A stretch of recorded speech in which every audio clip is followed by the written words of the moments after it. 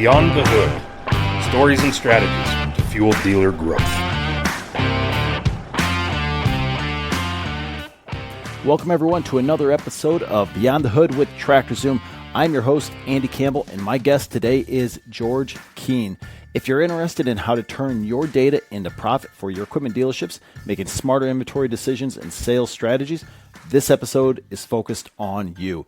In my conversation with George today, which is part of a larger 3-part series, we talk specifically about managing aged inventory, reducing obsolete stock, effective inventory management strategies, and then we get into the data talking about leveraging data to improve sales and inventory utilization. Let's jump right to my conversation with George Keene. Now, we had just talked about the importance of the CRM system and just the processes and the management of executing the strategy, which at the core basic gets down to data. How is it structured? How is it organized? And I mean, you had plenty of years at a DMS company, and then every other position after that, I'm sure you dealt with data and data utilization. So how do you put that dealer data ship to work? And maybe a more pointed question is, what common data sets within dealerships do you think are overlooked, underutilized, or potential gold mines? Well, I think as the current economy is so questionable what's going on, I think we need to look at some of the data for salespeople and consider what's the purchasing cycle for an account. Do we have a farmer that buys every 7 years or every 10 years? Now, it may be different cycles for tractors than it is for implements. Okay, but what's the purchase cycle for an account? And to do that, you got to go back in history. You got to look at your data. So you've got a dealership that's in the 3rd generation. They've been on a computer software system for the last 50 years. So let's go back to, we're only 25 years into the 21st century. Mm-hmm. We go back to 75, and there were some computer software. Yeah. But 40 or 50 years. But let's look back at all the invoices of what we've sold to that account during that last 40 or 50 years. How many tractors did we sell? What size? What model? Etc. What implements have we sold? What's the replacement cycle for those accounts?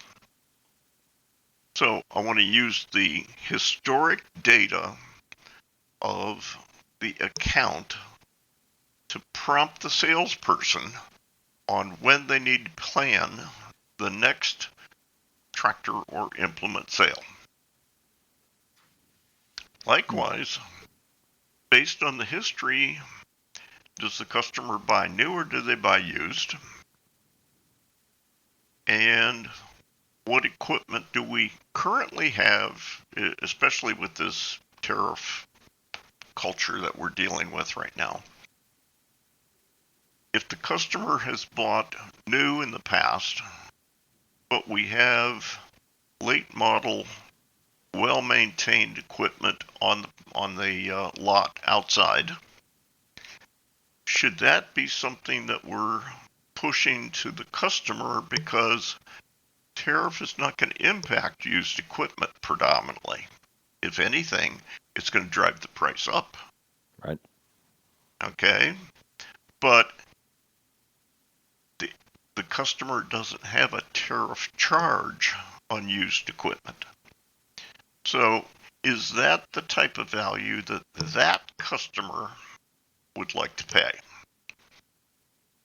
And now, it's not going to be the same answer for every customer, but, is that something else to think of?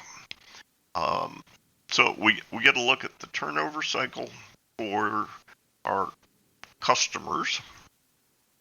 Is there any way to look at turnover cycle for prospects? Could be. How would you Could do be that? quotations. If we have quotations that long ago, if we've been calling on that account and keeping records, we might have, quoted work, quoted equipment that didn't sell. But that's the reason we have CRMs. Which gets to the importance of data governance and collecting good data. And Yes. not just being, transactional with the data and just using it for the here and now and then shoving Right. it in a closet. Right. Okay. How would you use that call data, getting to maybe tariffs or a changing environment? How would you use any of that historical call data plus whatever else is externally streaming in to adjust call frequency? Or would you? I'm probably going to make a comment here that's not going to be comfortable to everyone. But as I said, my normal approach is to put more calls in the large accounts, less calls in the small accounts. So one question would be, how many pieces of equipment does an account have? Now, you probably need to balance that between tractors and implements. Mm-hmm. But, how many acres do they have? How many tractors do they have? How many implements do they have? Where are you going to put your effort? Because one guy has the potential to buy one tractor a year. Somebody else has the potential to buy 12 tractors a year. Well, I definitely want to go with the amount of calls and the effort into that large account. So I want to look at it. There's a strong relationship between the revenue volume and potential, the number of pieces of equipment, and generally the number of acres. Okay, so I've got a specific question on that because this conversation actually just came up with a colleague of mine here at TractorZoom and then a dealer that we're working with. How many dealerships do you think have great data on their customers in terms of the customer's fleet and the number of acres? I think the number's small.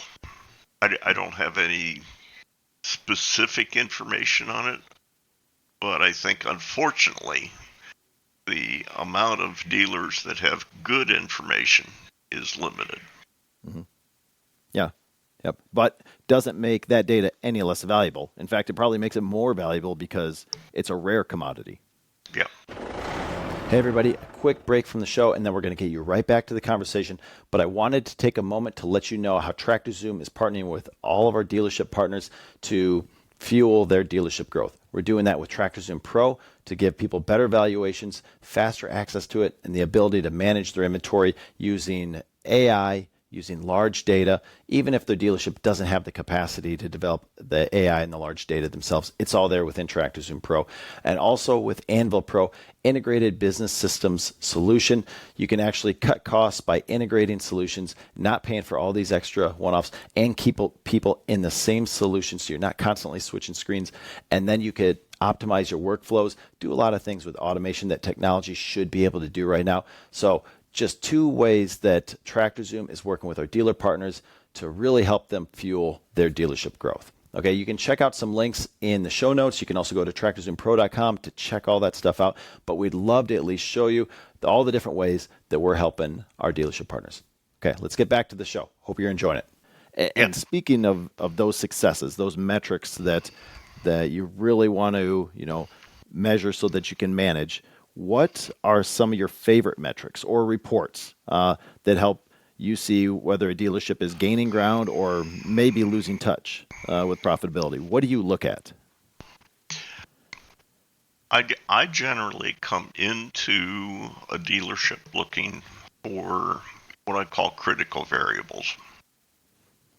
Critical variables are a set of metrics, benchmarks, in every department. I want to know generally 5. I want to know market share or revenue growth from last year. I want to know financial performance. So for that department, I want to know net profit and gross profit. I want to know what the employee productivity is. We've been talking sales department so far this morning. In the sales department, I want to know what the gross profit dollars are by salesperson every month. And I say that because, and some of that's going to be different if I'm doing a, a dealership that sells strongly to consumers and homeowners and things like that. It's going to be different than it is for somebody in Nebraska who's selling mostly large farm. Mm-hmm. Okay, but what is a good, consistent gross profit dollar amount per salesperson? And I say that because one salesperson can sell at 11% gross profit and another sells at 20% gross profit. But the salespeople still have a certain expected income. We still have benefits we have to pay. We still have taxes we have to pay.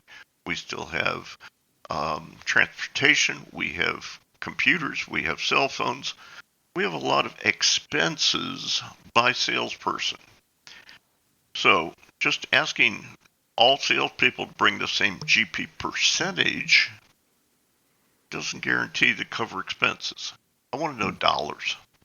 I want to know true dollars per month per salesperson because I've got expenses to cover. Now, I was on critical variables: market share, financial, employee productivity, asset management. I want to measure the inventory, the turnover. I want to look at how much obsolete inventory we have. And by obsolete inventory, I mean anything over 12 months old. That is non-productive trapped cash. And my 5th benchmark is I want to know what customer satisfaction score is doing. Now, intentionally, those 5 are a mixture of long-term measurements, things over a 12-month period, like customer satisfaction. Okay, that's not usually just the last month or the last 3 or 4 months. We get customer satisfaction over time, and we can destroy it quickly.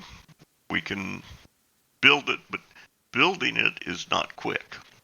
If we've got it up there to 85, 90, 95%, we didn't get it there in the last 2 months. So to me, that's a long-term measurement.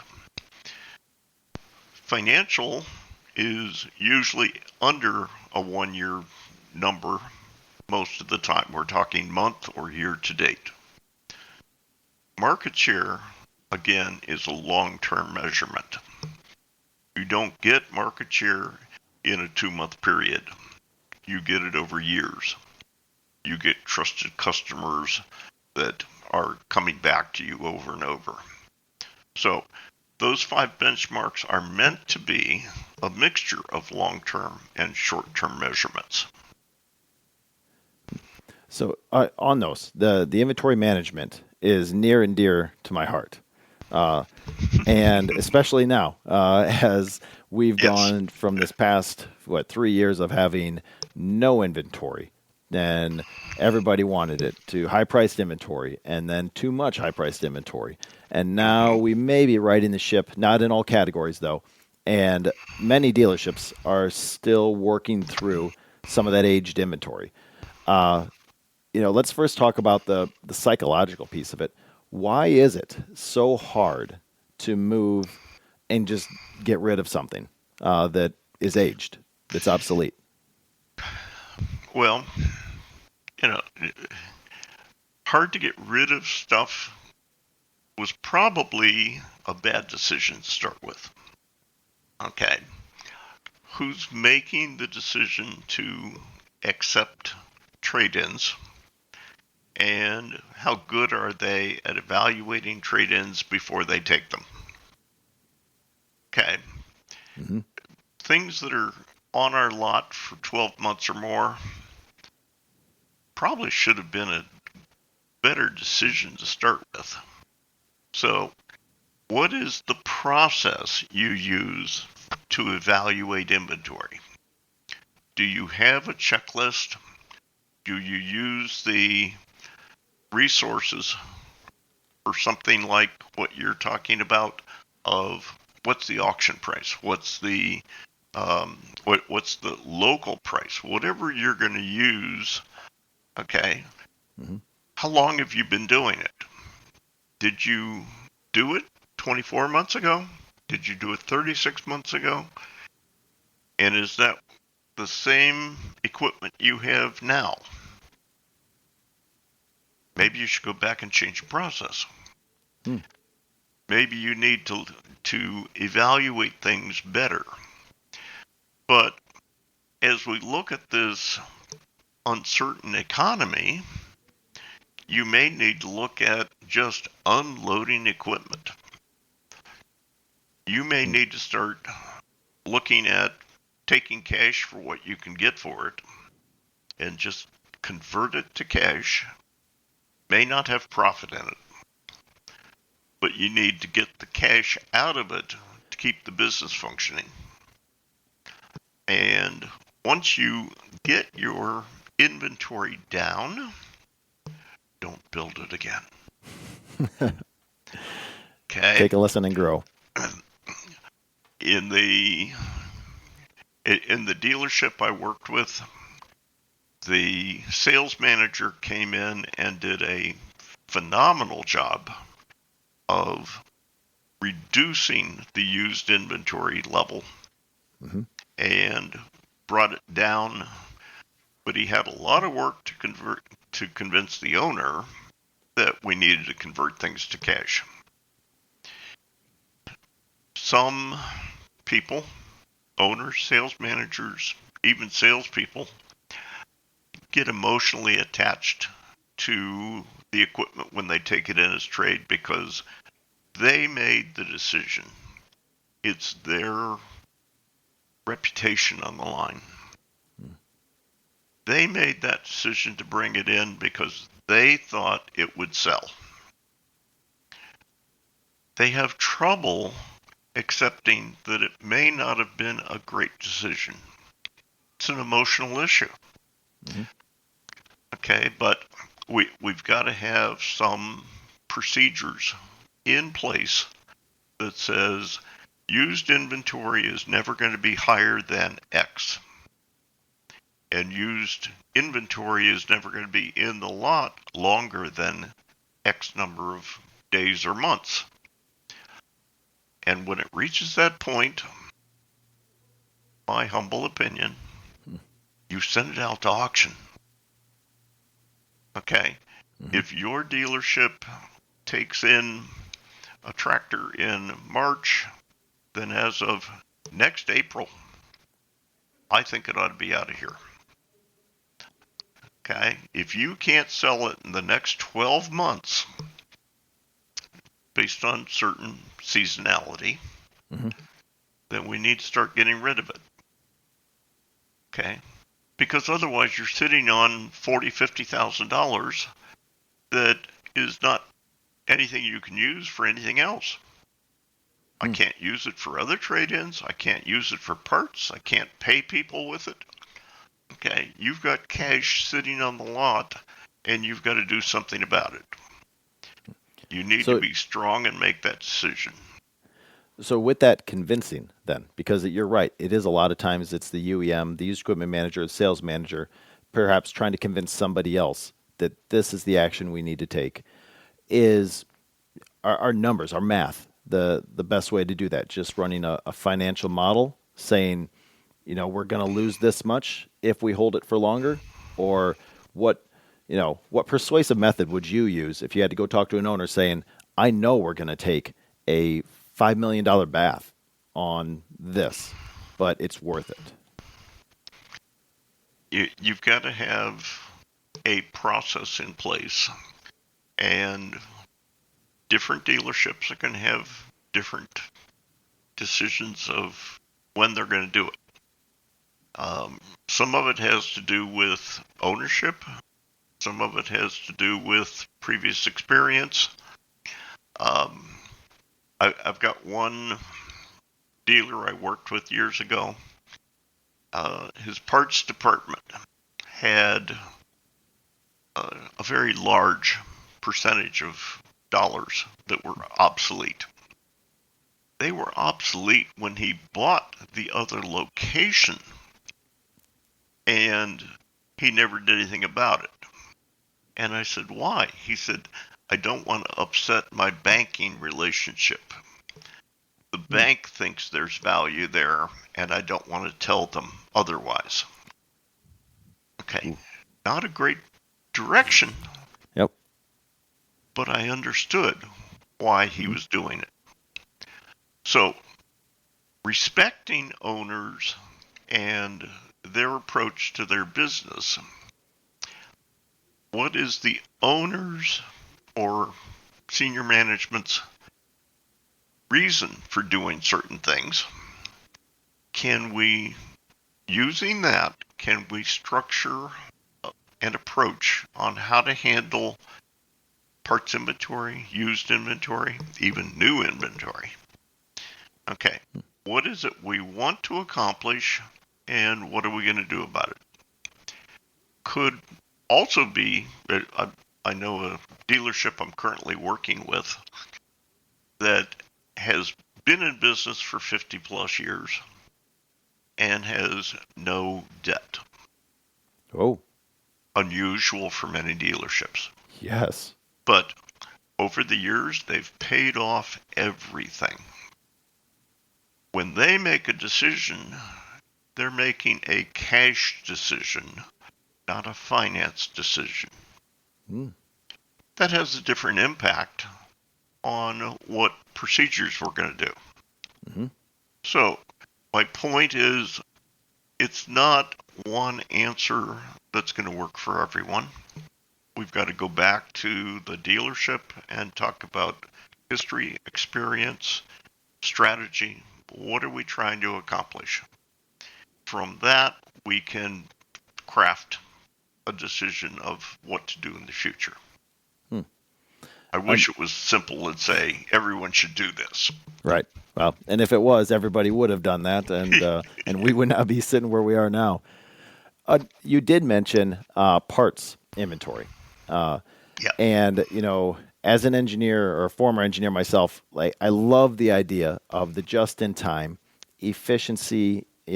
Delivering things where they need to be, when they need to be, and don't have it just sitting around.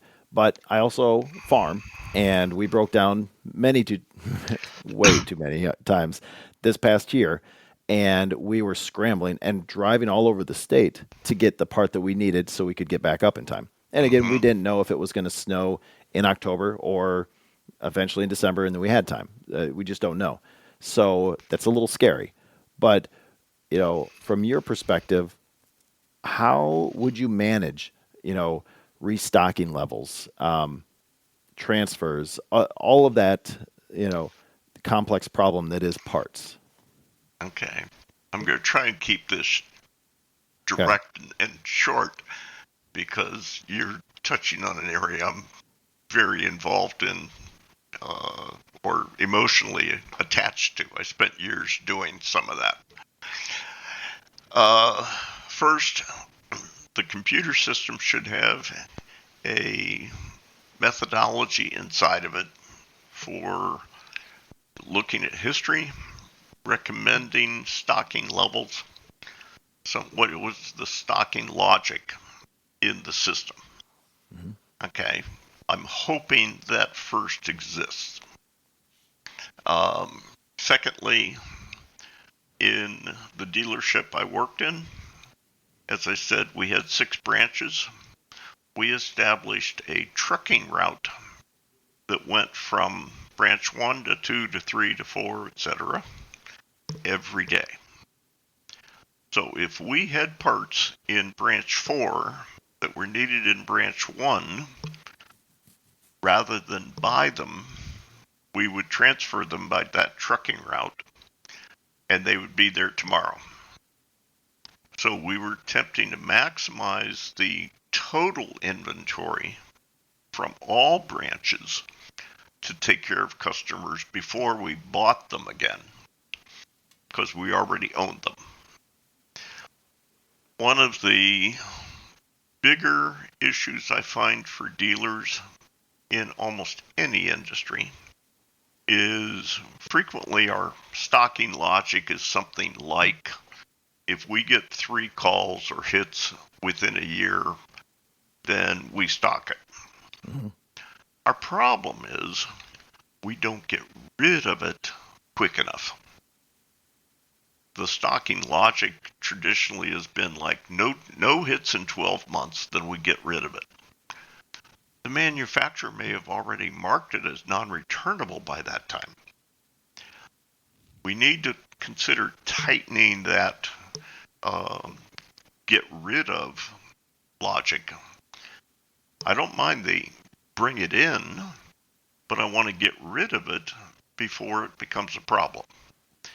And most of our logic in the computer systems has been built to be too lenient on trimming inventory.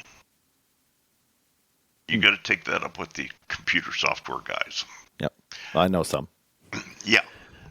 So, but I love your answer there. And it really ties into a consistency from your overall inventory management of don't let it get obsolete. And then also your earlier suggestion of, hey, use your computer logic. And there's a lot more logic now out with AI as long as you're structured Yes. well, to try to predict your levels, but also use a good method of practicality too, of just run a truck and go around. And if you use the two in combination, you're using the best tools at your resource, both in a very, just a truck, gas to move it around, as well as, logic and AI. Yeah. Great answer. I might even suggest that dealers, if you don't have 6 branches or 10 branches or something, do you have other dealers with the same brand within a local area that you could share inventory transfers with? Doesn't have to be the same ownership. Mm-hmm. But rather than buying it from the manufacturer over and over and over, could you help another dealer reduce the inventory if you have the demand? Mm-hmm. Just another idea. Yeah. On the obsolete inventory, anything over 12 months, what I'd like to do with that is run an extended inventory report. I want to rank it from extended value, high to low, similar to what we're talking on large customer accounts and prospect accounts versus volume. I want to do the same thing with parts. I want my obsolete value from largest to smallest, and I want to start at the top. Now, if we're really going to use the computer software that is beginning to get even stronger, can I match that first part number to a model of equipment, and from the model of equipment can identify what customers ever bought that unit, because those are the only customers that would ever want to buy that part. Mm-hmm. So I could market that part to just those 4 customers that have that model of equipment. Okay, but it's going to take some reverse engineering. Mm-hmm. Okay, I've got to take every part number, run it back through a where used system, tell me this part number is used on which models of equipment, now tell me which models of equipment customers have bought, and now I want to market that part number to only those 4 customers. Mm-hmm. It can be done. Yep. But it's complex. It is. And it gets back to what we talked about at the very beginning of well-structured data, knowing either what you've sold or what's on the farmer's farm. Again, a good understanding in Yep. order to do what you want to do. Yep. And so shifting topics here a little bit, but not too far, because we're talking inventory management or parts management because it ties up cash. Yes. And so if we move the discussion in terms of cash flow management in a time in 2025 here where, it's a concern for sure. Do you have any suggestions for dealers who are facing, 10, 20, 30% less cash flow moving through their system this year?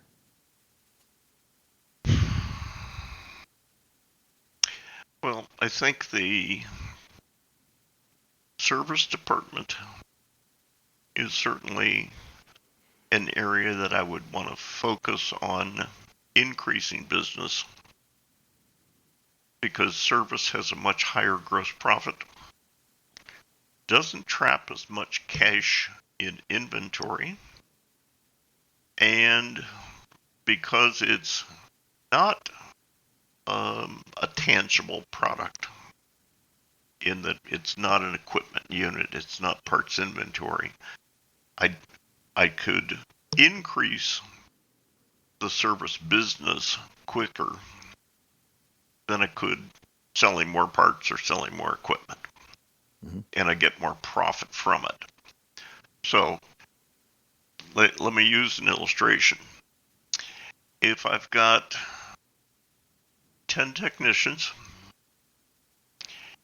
and if I could improve or get 15 minutes more per day from a technician. Now, 15 minutes, 220 days a year for a technician. Mm-hmm. That's dropping all the vacation and all the weekends out.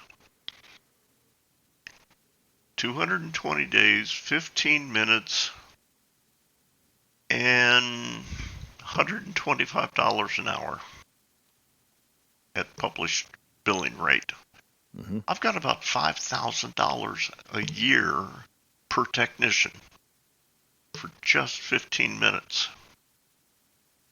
Now, by the way, I said 10 technicians, right? Right. That's 50,000. And that was just picking up 15 minutes. Mm-hmm. Now, you could do that by how you round your time. You could do that by not having a technician that clocks in and goes and gets a cup of coffee and checks the newspaper before he goes to work. There's any number of ways to pick up time.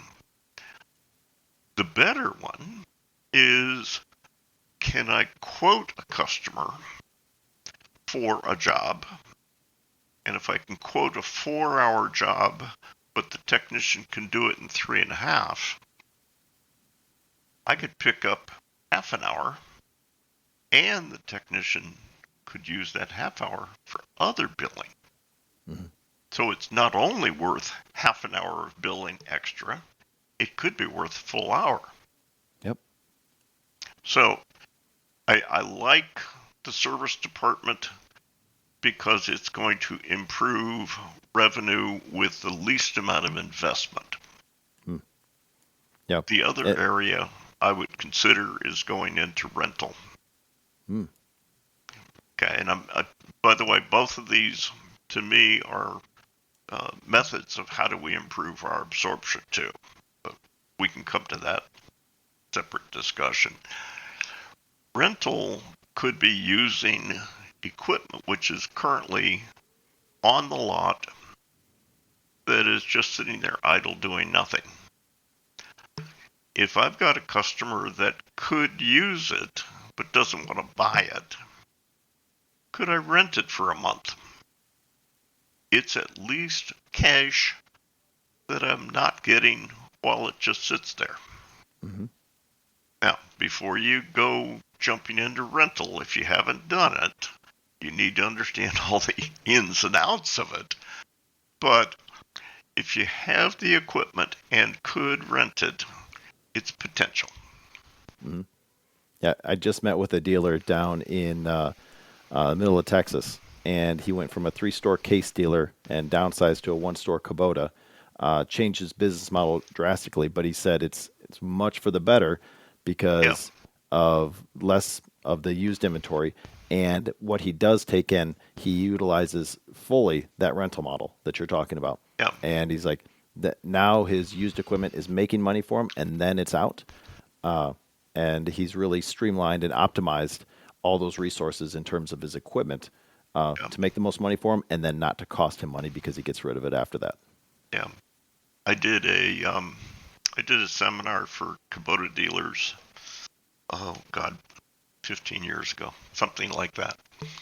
And one of the Kubota dealers said, I don't want to get into renting tractors. That's what I sell. Okay. That's his philosophy. But he was renting. But his approach was he would sell you the tractor, and then he would rent you the postal digger. He would rent you the boom or whatever else he was renting the attachments instead of the primary product. I liked his creative approach to it. Mm-hmm. He felt that he could make more money on the attachments by renting them himself. Think about a rototiller. Keep in mind, I'm going to the consumer side. Okay, but if I spend $1,000 on a rototiller, that's a pretty good rototiller in many cases. But if I put $1,000 into it, and I could rent it for 12 weeks at the beginning of the season, spring, and I could rent it 12 weeks. I'm going to have to do some real booking to make this work. But if I could do 12 weeks at the end of the season in the fall, while they're, closing down the garden and, getting it ready for next year and all that. And if weekly rental is about $260, $270 a week, I'm bringing in about $6,000 a year for those 24 weeks. That's on a $1,000 investment. Now, if I could do that for 2 years, I've got $12,000, and now I'm going to sell it for $400 because it's 2 years old. Mm-hmm. I think that's a pretty good investment for $1,000. It is. And you're also providing value to the consumer who if they're going to only use it one time for their one garden every year, then they are only paying $200, $250 per time instead of the $1,000, which they may not be able to afford. They don't have to store it. They don't have the storage facility. And so you're providing extra value to them on top of, 6Xing your money. Yeah. I think rental is an underappreciated opportunity for many ag dealers. Mm-hmm. It's a big category for dealers in some of the other industries. Construction, forklifts, material handling, things like that. But I don't think agriculture has embraced it quite as strongly. Yeah. Well, there are issues that you need to watch. Some are safety issues. Some are, what the lifespan of that equipment is, things like that. Mm-hmm. And I know timeliness, because I've talked to my dad about this quite a bit, of, is this a viable business model? And he's farmed 50 years, and he's like, no, you need to get the crop in the ground. You need to get the crop out of the ground. When you need it, everyone else needs it. But I would say that as technology's really come along, we can plant, if the weather's good, in a week. And fall has really extended the harvest season. And so I think there's more and more opportunity now that technology is better. You can drive later into the night with auto steer. And so I think it's becoming more and more of a viable option. But I agree with you. I don't see it in many ag equipment dealerships' business models. Thank you, everyone, for joining us in this episode of Beyond the Hood with Tractor Zoom and our conversation with George Keane. Now, keep in mind that this is a part of a 3-part series. The next part, we will be talking about change management tips and looking forward to the future. Also, if you're not sure on how Tractor Zoom is already helping its partners have better data utilization and using that data to have effective used inventory management strategies, go on over to TractorZoomPro.com and you can learn more there.